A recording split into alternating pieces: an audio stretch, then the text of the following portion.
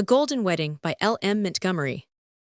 The land dropped abruptly down from the gate, and a thick, shrubby growth of young apple orchard almost hid the little weather-gray house from the road. This was why the young man who opened the sagging gate could not see that it was boarded up, and did not cease his cheerful whistling until he had pressed through the crowding trees, and found himself almost on the sunken stone doorstep over which in olden days honeysuckle had been wont to arch. Now only a few straggling, uncared-for vines clung forlornly to the shingles, and the windows were, as has been said, all boarded up. The whistle died on the young man's lips, and an expression of blank astonishment and dismay settled down on his face. A good, kindly, honest face it was, although perhaps it did not betoken any pronounced mental gifts on the part of its owner. "What can have happened?" he said to himself. "Uncle Tom and Aunt Sally can't be dead. I'd have seen their deaths in the paper if they was, and I'd have thought if they'd moved away it'd been printed too. They can't have been gone long. That flower bed must have been made up last spring. Well, this is a kind of setback for a fellow. Here I've been tramping all the way from the station, a-thinking how good it would be to see Aunt Sally's sweet old face again, and hear Uncle Tom's laugh, and all I find is a boarded-up house going to seed. S'pose I might as well toddle over to Stetson's, and inquire if they haven't disappeared too." He went through the old firs back of the lot, and across the field to a rather shabby house beyond. A cheery-faced woman answered his knock and looked at him in a puzzled fashion. "Have you forgot me, Mrs. Stetson? Don't you remember Lovell Stevens, and how you used to give him plum tarts when he'd bring your turkeys home?" Mrs. Stetson caught both his hands in a hearty clasp. "I guess I haven't forgotten," she declared. Well, and your Lovell, I think I ought to know your face, though you've changed a lot. 15 years have made a big difference in you. Come right in." "Pa, this is Lovell. You mind Lovell, the boy Aunt Sally and Uncle Tom had for years?" "Reckon I do," drawled Jonah Stetson with a friendly grin. "Ain't likely to forget some of the capers you used to be cutting up. You've filled out considerable. Where have you been for the last 10 years? Aunt Sally fretted a lot over you, thinking you was dead or gone to the bad." Lovell's face clouded. "I know I ought to have written," he said repentantly, "but you know I'm a terrible poor scholar, and I'd do most anything than try to write a letter.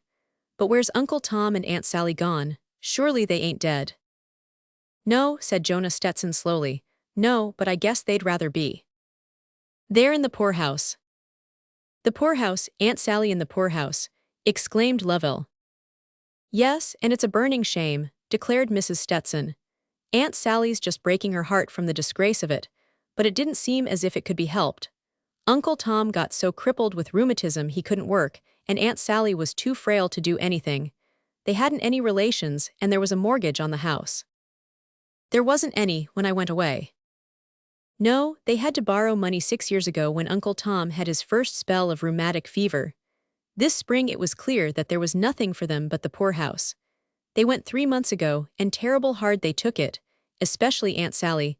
I felt awful about it myself. Jonah and I would have took them if we could, but we just couldn't.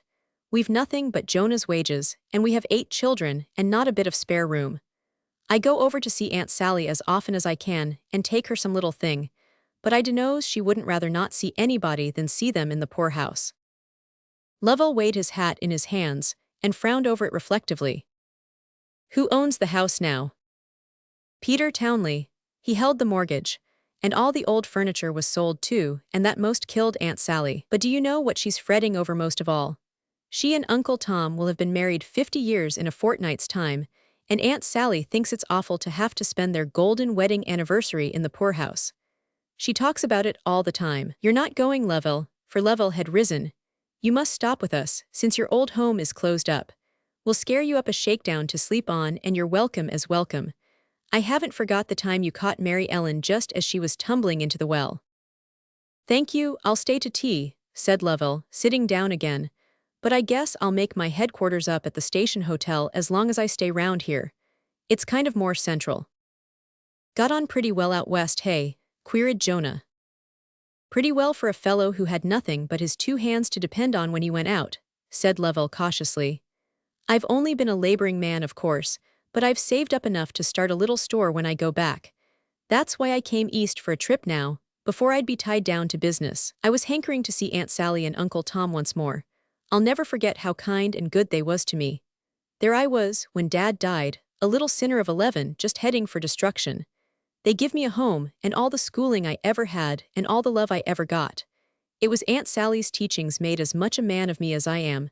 I never forgot 'em and I've tried to live up to 'em. After tea, Lovell said he thought he'd stroll up the road and pay Peter Townley a call. Jonah Stetson and his wife looked at each other when he had gone.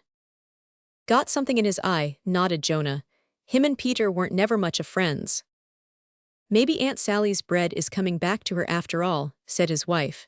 People used to be hard on Lovell, but I always liked him, and I'm real glad he's turned out so well. Lovell came back to the Stetsons the next evening. In the interval he had seen Aunt Sally and Uncle Tom. The meeting had been both glad and sad. Lovell had also seen other people. I've bought Uncle Tom's old house from Peter Townley, he said quietly, and I want you folks to help me out with my plans. Uncle Tom and Aunt Sally ain't going to spend their golden wedding in the poorhouse, no sir. They'll spend it in their own home with their old friends about them, but they're not to know anything about it till the very night. Do you suppose any of the old furniture could be got back? I believe every stick of it could, said Mrs. Stetson excitedly. Most of it was bought by folks living handy, and I don't believe one of them would refuse to sell it back. Uncle Tom's old chair is here to begin with. Aunt Sally give me that herself. She said she couldn't bear to have it sold. Mrs. Isaac Appleby at the station bought the set of pink-sprigged china, and James Parker bought the grandfather's clock, and the whatnot is at the Stanton Grays. For the next fortnight, Lovell and Mrs. Stetson did so much traveling round together that Jonah said genially, he might as well be a bachelor as far as meals and buttons went. They visited every house where a bit of Aunt Sally's belongings could be found. Very successful they were too, and at the end of their jaunting, the interior of the little house behind the apple trees looked very much as it had looked when Aunt Sally and Uncle Tom lived there. Meanwhile, Mrs. Stetson had been revolving a design in her mind, and one afternoon she did some canvassing on her own account. The next time she saw Lovell she said, "We ain't going to let you do it all. The women folks around here are going to furnish the refreshments for the golden wedding, and the girls are going to decorate the house with goldenrod." The evening of the wedding anniversary came. Everybody in Blair was in the plot, including the matron of the poorhouse. That night Aunt Sally watched the sunset over the hills through bitter tears. "I never thought I'd be celebrating my golden wedding in the poorhouse," she sobbed. Uncle Tom put his twisted hand on her shaking old shoulder, but before he could utter any words of comfort Lovell Stevens stood before them. "Just get your bonnet on, Aunt Sally," he cried jovially, "and both of you come along with me. I've got a buggy here for you. And you might as well say goodbye to this place, for you're not coming back to it anymore." "Lovell, oh, what do you mean?" said Aunt Sally tremulously. "I'll explain what I mean as we drive along. Hurry up, the folks are waiting." When they reached the little old house, it was all aglow with light. Aunt Sally gave a cry as she entered it. All her old household goods were back in their places. There were some new ones too, for Lovell had supplied all that was lacking. The house was full of their old friends and neighbors. Mrs. Stetson welcomed them home again. "Oh, Tom," whispered Aunt Sally, tears of happiness streaming down her old face. "Oh, Tom, isn't God good?" They had a right royal celebration, and a supper such as the Blair housewives could produce. There were speeches and songs and tales. Lovell kept himself in the background and helped Mrs. Stetson cut cake in the pantry all the evening.